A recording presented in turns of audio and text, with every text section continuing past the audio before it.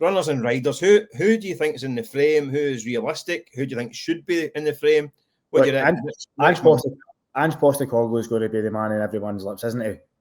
Let's big Ange not sitting on a nice big chunk of gardening leave dosh for the time being. Is that not the £8 million the rumour that he's sitting on at the minute? And that was the point I was going to make. Would he be willing to give that up to come back to Celtic? He's had a whirlwind, shall we say, a chaotic summer or last few months.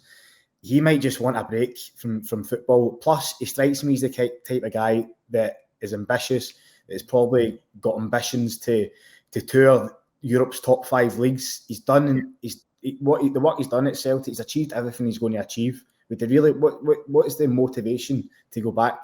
Well, he might feel he wants a bit of love after his Nottingham Forest kind of short, sharp fling. He might feel he wants a bit of a warm embrace, because he'll get that at Celtic. That's for sure. He would get that, but I mean, in terms of going on to achieve more things, he's won the Europa League. I'm sure he'll have probably ambitions to work in Germany and Spain and other leagues. Yeah. I just don't think it's. And plus, this is another thing as well. How many times are Celtic going to go back to old faces? The Celtic fans have been protesting and crying out for fresh faces, the boardroom, a restructuring of the club, a remodernisation of the club. I just don't think you can keep going back to old faces like they've done with Brendan Rodgers. Look how that's turned out. Jota, unfortunately, he's been injured for the next 8 months. Kieran Tierney hasn't quite worked out. I think you've got to show more ambition. And creativity, imagination, and go for a new name. There's guys like, I don't know how popular this one would be, but you've got Robbie Keane, who's obviously doing really well with Ferencváros. I see that he's among the kind of the front runners with the bookies. You get Knutson as well from Bodo Glimt. I don't know how many times he's been linked with a job. For some reason, having been to Bodo, he seems to love it there. He must be the only one. He must be the only guy in the world that loves Bodo. Having been there, the Arctic Circle. It's seen of one of these Scandic noir murder kind of series on Netflix.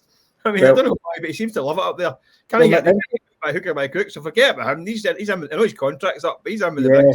The interesting thing is, he must love the cold. The interesting thing is, he is out of contract in December, and he has been at Bodo Glimt for 7 years. So he might be moving on, but whether his next destination is Celtic, I don't know. I think that's up in the air. Marco Rose is another one, obviously experienced Bundesliga manager. He was just recently let go by. He was a guy on the list for Celtic a few times through the years. I think it might have been before Ange, actually. Yeah. Before maybe after he left Dortmund. And he seems to have an affiliation with the club as well. He was famously pictured in his Celtic hat and scarf, and he's waxed lyrical at Parkhead and Royce and Enzo Maresca were on the list with Eddie Howe. That period in time, that's what it was. I'm pretty sure it was that period of time he was on the list, and then it was obviously they pivoted and went to Ange after kind of Mark Lowell done his work at the Far East. That's I mean Kieran McKenna out Switch Town, another one. Yeah, this is a wild card, right? I'm going to throw it in there. Kevin Muscat. What do you think? Kevin Muscat, PVG, a disciple of Ange Postecoglou.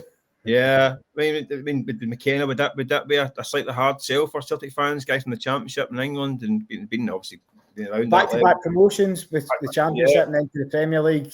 He's definitely highly rated down there. It would be a major jump, to be honest, going from Ipswich. I think I'm mid-table in Championship just now to Celtic. Although I think his style of football would be pleasing in the eye, but back-to-back promotions is some feat, especially I think the Championship's one of the most competitive leagues in the world, if not the.